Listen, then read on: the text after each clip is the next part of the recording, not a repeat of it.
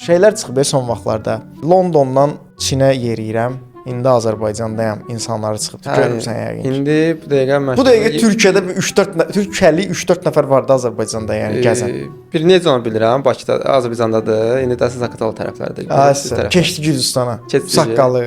Bir dənə də türk var. Yırtıq pantolon oğlanın adı yadımdan çıxıb. O da Monqolistana yürüyür. Belə deyim, yeriyərək gedir. Nəqliyyatlardan istifadə eləmir indi. Bakıdan necə keçəcək bəs?